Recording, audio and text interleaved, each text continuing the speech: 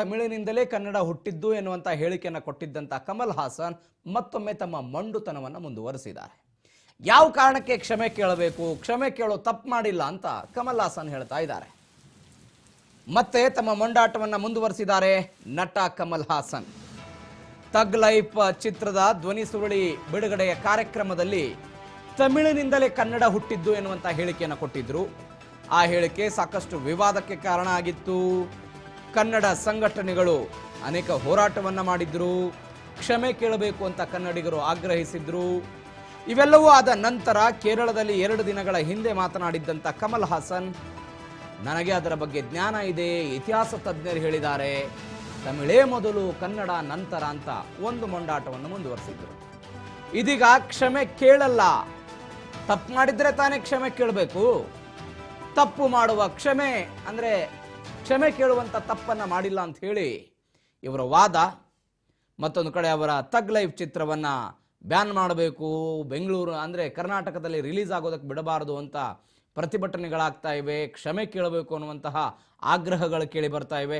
ಇದರ ನಡುವೆ ಮಾತ್ರ ನಾನು ಕ್ಷಮೆ ಕೇಳಲ್ಲ ಅಂತಿದ್ದಾರೆ Kamal Haasan. And I believe in law and justice, and I believe always love will triumph. And my love for Karnataka is true. My love for Andhra is true. My love for Kerala is true. So nobody will suspect it except those with an agenda. So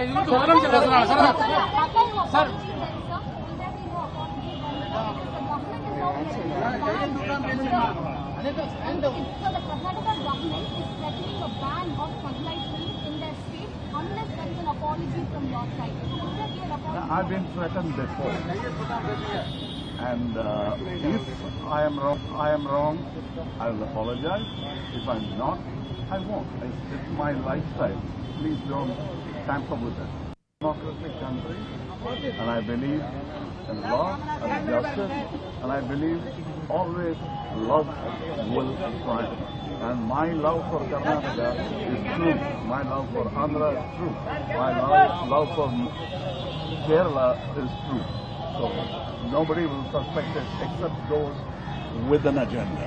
So the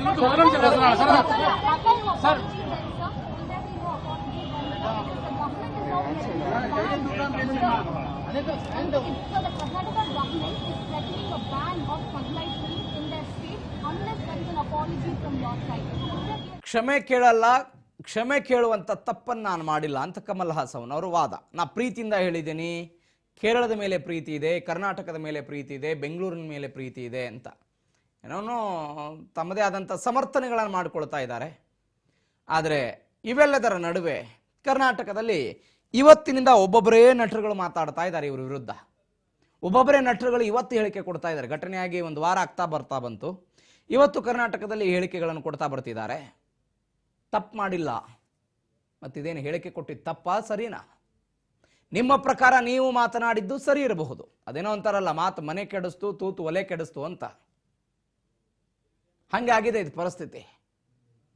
ನಿಮ್ಮ ಪ್ರಚಾರಕ್ಕೆ ನೀವು ಸುದ್ದಿಯಲ್ಲಿರೋದಕ್ಕೆ ಯಾವುದೋ ಹೇಳಿಕೆಯನ್ನು ಕೊಟ್ಟು ಸದಾ ಸುದ್ದಿಯಲ್ಲಿರಬೇಕು ಅನ್ನುವಂಥ ಹಪಪಿಯಿಂದ ಈ ಥರನಾಗಿ ಮಾತನಾಡಿ ಅದು ಮತ್ತೊಬ್ಬರ ಮನಸ್ಸಿಗೆ ಪಕ್ಕದ ರಾಜ್ಯದವರಿಗೆ ಘಾಸಿಯಾಗಿದೆ ಅನ್ನೋದು ಗೊತ್ತಿದ್ದು ಕೂಡ ಆ ರಾಜ್ಯದಲ್ಲಿ ಪ್ರತಿಭಟನೆಗಳಾಗ್ತಾ ಇವೆ, ನನ್ನದೇ ಸಿನಿಮಾಗಳನ್ನು ರಿಲೀಸ್ ಮಾಡೋದಕ್ಕೆ ಬಿಡಲ್ಲ ಅಂತ ಅಲ್ಲಿಯ ಜನ ಕ್ರಮ ಕೈಗೊಳ್ತಿದ್ದಾರೆ ಅಂತ ಹೇಳಿದ ಮೇಲೂ ಕೂಡ, ಆಗ್ರಹಗಳು ಬಂದ ನಂತರವೂ ಕೂಡ ಕಮಲ್ ಹಾಸನ್ ಎನ್ನುವಂತಹ ಈ ವ್ಯಕ್ತಿ ನಾನು ತಪ್ಪು ಮಾಡಲ್ಲ ಅಂತ ಗೊತ್ತಾಗುತ್ತೆ. ಸಿನಿಮಾ ಬಂದಾಗ ಯಾರು ತಪ್ಪು ಮಾಡಿದ್ರು ಯಾರು ತಪ್ಪು ಮಾಡಿಲ್ಲ ಅಂತ. ಒಂದು ಕಡೆ ಕಮಲ್ ಹಾಸನ್ ಹೇಳ್ತಾ ಇದ್ದಾರೆ ನಾನು ಕ್ಷಮೆ ಕೇಳಲ್ಲ ಅಂತ. ಕ್ಷಮೆ ಕೇಳಬೇಕು ಅಂತ ಪ್ರತಿಭಟನೆ ಮಾಡಿದವರಿಗೆ ಶಾಕ್ ಇದು. ಬೆಂಗಳೂರಿನ ಬಸವೇಶ್ವರ ನಗರ ಪೊಲೀಸರು ಸೊಮೋಟೋ ಪ್ರಕರಣವನ್ನು ದಾಖಲು ಮಾಡಿಕೊಂಡಿದ್ದಾರೆ. ಯಾವ ಕಾರಣಕ್ಕೆ? ಪ್ರತಿಭಟನೆಗೆ ಅನುಮತಿಯನ್ನು ತೆಗೆದುಕೊಂಡಿಲ್ಲ, ಪ್ರತಿಭಟನೆಯ ಸಂದರ್ಭದಲ್ಲಿ ಬೆಂಕಿ ಹಚ್ಚಿದ್ದಾರೆ ಕಮಲ್ ಹಾಸನ್ ಭಾವಚಿತ್ರಕ್ಕೆ ಅಂತ ಎಫ್ಐಆರ್ ದಾಖಲಾಗಿದೆ. ಅನುಮತಿಯನ್ನ ಪಡೆಯದೆ ಪ್ರತಿಭಟನೆ ನಡೆಸಿದ್ದಕ್ಕೆ ಸೊಮೋಟೋ ಪ್ರಕರಣ ಸ್ವಯಂ ಪ್ರೇರಿತ ದೂರನ್ನ ದಾಖಲು ಮಾಡಿಕೊಂಡಿದ್ದಾರೆ ಬಸವೇಶ್ವರ ನಗರ ಪೊಲೀಸರು. ಪ್ರಕರಣ ದಾಖಲಾಗೋದು ಮಾತ್ರವಲ್ಲ, ಯಾರು ಪ್ರತಿಭಟಿಸಿದ್ರೋ ಅವರು ಖಾಕಿ ವಶದಲ್ಲಿದ್ದಾರೆ. ಒಂದು ಕಡೆ ಸರ್ಕಾರ ಹೇಳ್ತಾ ಇದೆ ನಾವು ಪತ್ರ ಬರಿತೀವಿ, ಅವರ ವಿರುದ್ಧ ಕ್ರಮ ಇತ್ಯಾದಿ ಇತ್ಯಾದಿ, ನಾವು ಕನ್ನಡದ ಪರ ಅಂತ ಹೇಳ್ತಾ ಇದ್ದಾರೆ. ಮತ್ತೊಂದು ಕಡೆ ಪೊಲೀಸರು ಯಾರು ಪ್ರತಿಭಟನೆ ಮಾಡಿದ್ರು, ಯಾರು ಕಮಲ್ ಹಾಸನ್ ಭಾವಚಿತ್ರಕ್ಕೆ ಬೆಂಕಿ ಹಚ್ಚಿ ಆಕ್ರೋಶವನ್ನು ಹೊರಹಾಕಿದ್ರು ಅವರ ವಿರುದ್ಧ FIR ಅನ್ನ ದಾಖಲು ಮಾಡಿ ಇದೀಗ ಅವರನ್ನ ವಶಕ್ಕೆ ತೆಗೆದುಕೊಂಡಿದ್ದಾರೆ. ವ್ಯತ್ಯಾಸಗಳನ್ನು ಗಮನಿಸಿ. ಪ್ರತಿಭಟನೆ ಮಾಡೋದಕ್ಕೆ ಅನುಮತಿಯನ್ನು ತೆಗೆದುಕೊಂಡಿಲ್ಲ ಅನ್ನುವಂತಹ ಪ್ರಕರಣ ಇದು. ಎಸ್, ಅಫ್ಕೋರ್ಸ್ ಪ್ರತಿಭಟನೆ ಮಾಡೋದಕ್ಕೆ ಬೆಂಗಳೂರಿನಲ್ಲಿ ಅನುಮತಿಯನ್ನು ತೆಗೆದುಕೊಳ್ಳಬೇಕು ಅನ್ನೋದು ನಿಯಮ. ಪ್ರತಿಭಟನೆ ಮಾಡೋದಕ್ಕೆ ಅನುಮತಿಯನ್ನು ತೆಗೆದುಕೊಳ್ಳಬೇಕು ಅನ್ನೋದು ನಿಯಮ ಇದೆ. ಬಸವೇಶ್ವರ ನಗರ ಠಾಣಾ ವ್ಯಾಪ್ತಿಯಲ್ಲಿ ಇದೀಗ FIR ಆಗಿರೋದು. ಕಮಲ್ ಹಾಸನ್ ಭಾವಚಿತ್ರಕ್ಕೆ ಬೆಂಕಿ ಹಚ್ಚಿದ್ರು ಇವರು, ಆಕ್ರೋಶವನ್ನು ಹೊರಹಾಕಿದ್ರು. ಅವರ ವಿರುದ್ಧ FIR ದಾಖಲು ಮಾಡಿಕೊಂಡು ಇದೀಗ ವಶಕ್ಕೆ ತೆಗೆದುಕೊಂಡಿದ್ದಾರೆ.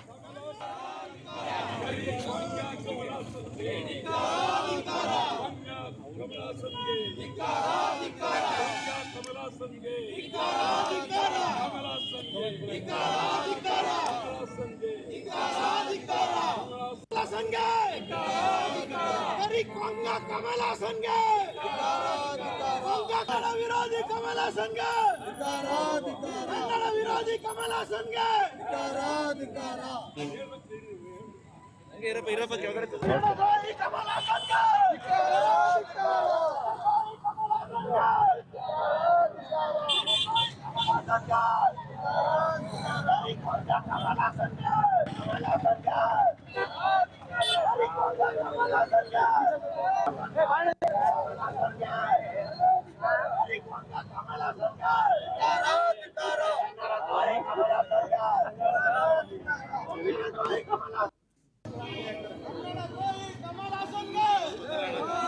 ಕಮಲ ಸಂಘ ಕನ್ನಡ ವಿರೋಧಿ ಕಮಲ ಸಂಘ